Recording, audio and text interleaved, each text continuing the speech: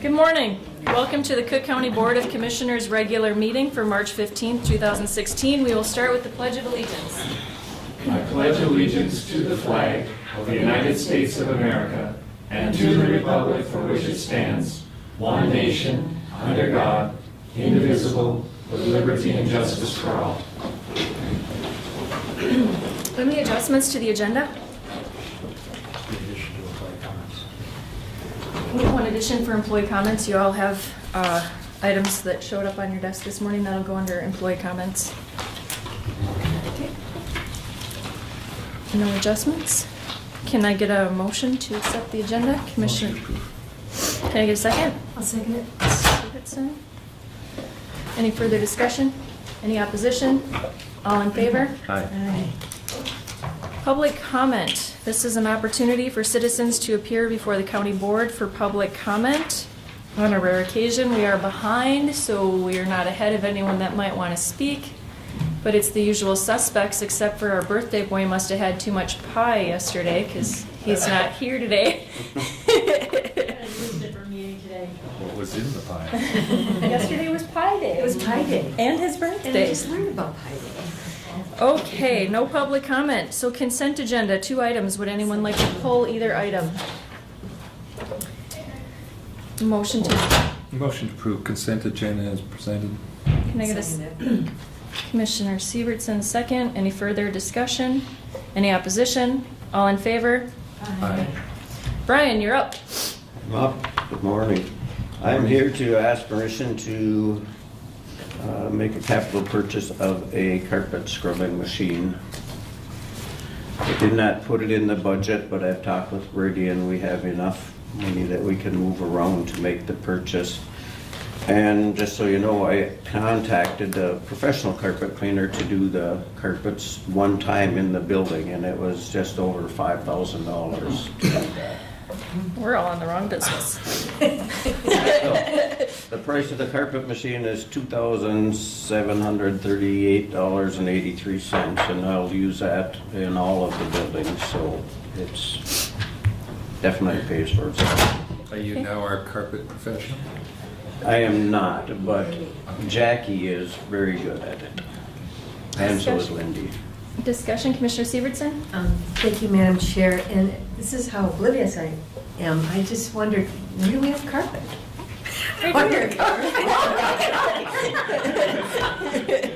Can you edit that out of it?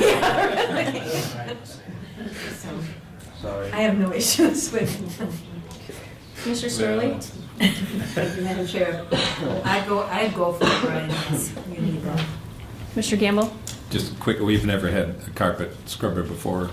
We do. I had it refurbished 5 years ago, and it just kind of has conked out on us, and I don't, it's big and cumbersome. This newer one will go underneath of the desk and everything. It's not worth fixing anymore. Yeah. So, I mean, the fact that we've had one gives us perspective as to its value and our ability to be able to perform this work with new equipment. It's a better situation, so support. Commissioner Moe? No questions. Move to accept the, approve the purchase of a new carpet cleaner. Support. Any further discussion? Any opposition? All in favor? Aye. Motion passes. Thanks, Brian. Thanks, Brian. Scrub-a-dub-dub. Tim? Yes, good morning. This is the first thing I'll do is just kind of give you an update on the collection dates. We have the collection dates set for both the household hazardous waste and the waste electronics collections. And the waste electronics collections will be on June 11th and August 27th. Those will both be at the recycling center, and I'll note that the cost of that has gone up. We always consider trying to do one on the west end at the Tofty site, and we've been able to do that when we've kept our costs down. And I had budgeted in what I thought was going to be enough to be able to do that, but the administrative costs that for us has increased to the point where we won't be able to have an extra one in Tofty this particular year. However, later, in just a second, I'll discuss this bill which would enable us to be able to do that. The household hazardous waste collection will be at the recycling center on July the 23rd. And we've been able to really successfully save a lot of money in cutting down that collection to one, given the fact that the paint care program that was mandated through the legislature has enabled Bucks in town to collect paint on a continual basis. And so we have had no complaints, and anytime anybody asks us when the next collection is, we always do refer them to when the next collection is, but also to the fact that they can dispose of the paint down at Bucks for free. I'm still trying to talk to Tom Dwyer over at Isaac Hansen's to get a West End paint care site open up there so they can collect that too. But it's been very successful, and Bucks has been really appreciative of that effort as well. It's been going well for them.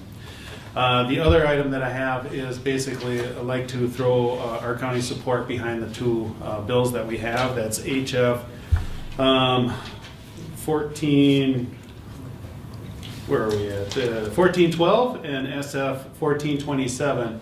And they were kind of thick. I was going to plug them into the packets, the actual verbiage, but I figured if, you know, especially being down at the legislative conference over this last week, you would have easy access to those bills. Well, basically, the crux of the bill is that it increases the amount of responsibility of the costs of electronics, waste electronics disposal, transportation and management and collection to the manufacturers. When the bill was initially passed back in 2007, it was anticipated that the formulas that they had created was going to cover all of the costs necessary, but it proved that it wasn't. What was happening was that the electronics industry was able to earn all of their credits for payments for all of the electronics in what would meet their economies of scale in the larger communities in the cities and in St. Cloud and in those areas, but not reach out to the rural counties. They were obligated up to a certain number of credits, and then they weren't obligated any beyond that. This legislation would place more of that burden on the manufacturing industry, and would save us as the county in our budget about $4,000 to $5,000 a year, and then the cost to the residents would also go down to nothing. It's attempting to get it to basically where it's free disposal, where it had been for a couple of the years, but now the cost has gone up for us. Okay, discussion, Commissioner Moe? A quick question. So, Tim, isn't it that they're increasing the weight that they have to pay? So as these television screens have become flat and weigh a lot less, then there's not since they're paying out, the manufacturers are paying out based on the weight they produce or sell. And these big, huge, what do we call Big butt televisions? Big butt televisions weigh, many times more, and then essentially they're left in my garage. That's right, Madam Chair and Commissioner Moe. The intent is changing that formula around so it would collect more in instead of the quantity of those numbers would go up, and it wouldn't be based off of the poundage anymore. Yeah, and Madam Chair, members, I strongly support this. I would question as to whether a finance bill a bill with financial implications would pass this year, so we may have to support it again next year. But I think we should. Commissioner Gamble? Thank you, Madam Chair. I think we're all aware that if the cost is passed on to the manufacturer, that while it mitigates some of the cost on the one end, on the purchase end, it will be seen by purchasers. But what it does is it creates a mechanism that's built in to try to mitigate these costs. Commissioner Storley? Thank you, Madam Chair. Well, I always appreciated the fact I could take it someplace, even if it cost $25, so I never really thought about putting it back onto the manufacturers, but I definitely support that. Commissioner Severson? Thank you, Madam Chair. So, yes, I would support this, and so I'd like to make a motion to send a letter to the legislators in support of House File 1412 and its companion bill, Senate File 1427.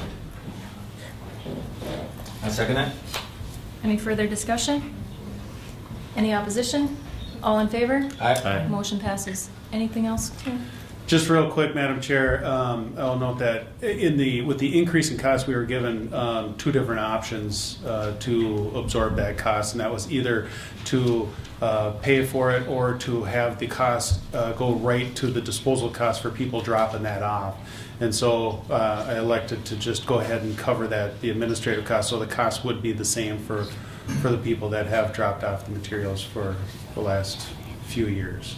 So they will not see an increase in the direct cost to them. Value added for their tax dollars. Sorry. Thanks, Tim. Okay, thank you. Brady? The revolving loan fund committee met on February 24th with Sandy McWaters, who's requesting a loan of $71,650 from the revolving loan fund for the purchase of a building and equipment, land for a flower shop in Grand Marais, offering us a second position on the business property and a 15-year loan, subject to bank financing and appraisal, and the appraisal has since come in this last week. Sandy is here, as is Pat Campanero, if you have any questions. Okay. Commissioner Any Severson? specifics. Thank you, Madam Chair. I just, I'm very much in favor of this and happy. I think it's, I think you're creating two full-time jobs, one part-time job. And yeah, I'm just very excited about this is great economic development. Commissioner Sterling? Thank you, Madam Chair. So are you moving out of your little shop right now and going to expand into something bigger?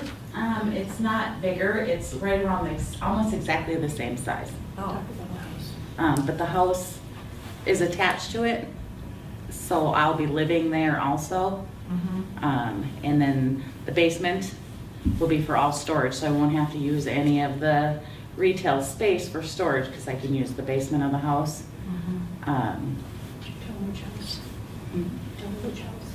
It's where Dee's Hair of Elegance was, right up behind IGA. Oh, okay. So, So she'll have easier access for parking and then more retail space on the main floor. And significant cost savings over having a house and a business. So you're purchasing that home with the space there. Well, good luck. Lots more orchids and poinsettias. Commissioner Gamble? Thank you, Madam Chair. Brady, pending the bank financing and the appraisal coming out as to expectation for Yeah. Appraisal came out just as expected. I'm not sure where the bank financing is currently. you know, exactly the same as the bank financing that appraisal did. Well, it's higher actually, I think. But I don't know where you are in the process on the bank financing. Yes. Is it completed? It was completed. I was approved for the FHA loan, and then there became an issue on the seller side, which changed my FHA loan to having to be a conventional loan. So we're redoing all the paperwork, and it was submitted yesterday. The last of it was submitted to the loan officer. They don't foresee a problem though. Well, if you approve it, the approval will be subject to the Right, completed and loan. the motion before the board for approval is pending those two things, and I thought because the appraisal came in, if we had that, then basically we know that, but to her comment, it sounds like those two things won't be an issue, so it would move forward, so. Support. So if I didn't make motions based on my relatives, I wouldn't be able to do my job. But I just want the board to understand, if I could make the motion on this, I would 100%.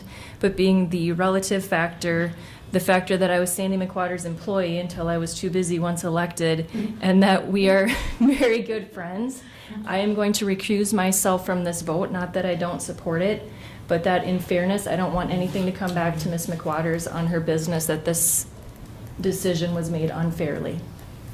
Commissioner Moe? Thank you, Madam Chair. So Sandy, so you say you're gonna live there, is that, how different is that than now? It seems like you, you live in the store. Well, now I just think there's More room for the puppy. Thanks for pointing that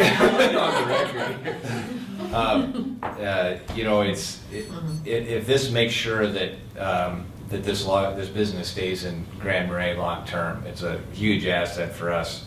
It's a huge asset for me when I'm in trouble with my wife. Go to the store and get flowers. We really appreciate your business and we've also come to you for donations for different things, and you've always been very generous and forthcoming. Well, that's gonna have to change.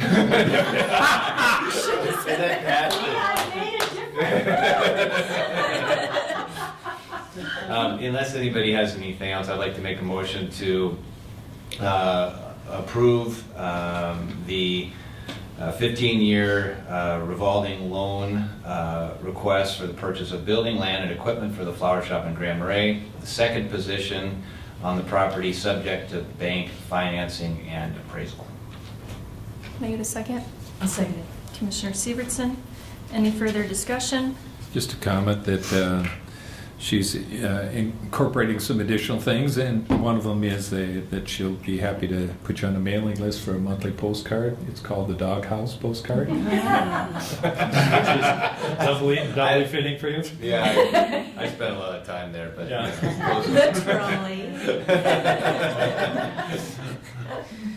So again, I will not be voting. All those in favor? Aye. And no opposition. You're approved. Thank you very much. Yeah. Yep. Congratulations. Good luck. Go Bloom. Thanks. On moving day, I'll send you a whole email. Go smell the flowers. All right, Brady. The second one I wasn't actually aware of until I got back, but we do, in fact, have an agreement with WDSC for a site up on the old Ski Hill Road. And that agreement calls for a renewal. They can renew for additional periods of 5 years with a 6-month notice. And since it expires in September, mid-September, so this is their 6-month notice. And unless we have some notice or knowledge of violations of the permit, it has to be renewed. So, if you'd like more information, and I don't have anything other than they do in fact have a tower there. I checked with Kyle this morning, and it's where it was at the same time. But if you need any more information on that, then I would suggest we wait another week and talk to Rowan, our tower expert. Otherwise, if you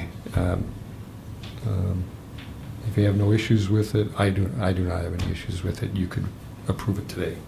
Okay, because in the packet it says information, but you're actually looking for action today. Well, I'm not. I'm just saying you could. Okay. But they'll want it, I think, by next week, so we could talk to Rowan and Rena and just get more background for the packet next week. But I see no issues with it. Okay, let's start with discussion. Commissioner Moe? Thank you, Madam Chair. Yeah, Brady, I just would want to know it's okay with your staff. You know, there's no issues around this tower, and, you know, they're fine with it. And if they are, then that would be. Yeah. Commissioner Gable? Thank you, Madam Chair. Yeah, when it came before us we tabled it because we didn't have enough information. So when I looked at the back at this time, I didn't really see any more information than I knew before. The fact last week. Well, this came. Did this not come? It was on. It was in the correspondence. It was in correspondence Oh. last week, Yeah. and when I asked who had put that on correspondence, I was told it was Brady who had put it there, so I thought we'd put it back in his pile, and Yeah. he'd have enough background. So we'd just table it and have Rowan and Brady Yeah. double check it. And for I next think week. the thing is, Brady's indicated that it is a requirement that there hasn't been a violation that it is renewed.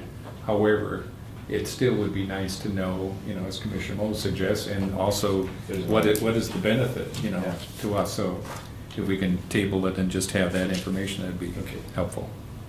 Commissioner Storley? I agree to table it. Commissioner Severson? Thank you, Madam Chair. I agree to table as well. Okay, so we'll table this item for further information. Okay, under employee commissioner concerns, we have the expansion hours of the attorney office. We discussed this and in essence agreed to it, and we didn't actually take action on this item, correct, Jeff? That's correct, thank you, Madam Chair. Attorney Hicken contacted Julie to process the request, the change request for Leah Ekstrom, and Julie, in all due diligence, says, I don't have paperwork that says I can do that yet. And I know we had this conversation, and we know this is coming from current budget in the attorney's office, so essentially we just need a vote so that we can process the change request. Okay, we'll start with discussion. Commissioner Severson? Thank you, Madam Chair. I'm fine with this. Thank you. Commissioner Storley? Thank you, Madam Chair. I would support. Commissioner Gamble? Support. Commissioner Moe? Support also. Who would like to make the motion? I make the motion to, and the motion would be to approve the hours extension, is that what? 35 to 40. 35 to 40. For 35 to 40 hours. Support. Any further discussion? Any opposition? All in favor? Aye. Motion passes. Okay, are there any reports, meetings to note, or meeting updates? And everybody has the lunch improv flyer that we've seen numerous times. Anything else, Commissioner Moe? Yeah, 2 meetings to remind everybody about. Tomorrow night or tonight, excuse me, 7 o'clock here is the public input meeting for the Cook County Trails Plan.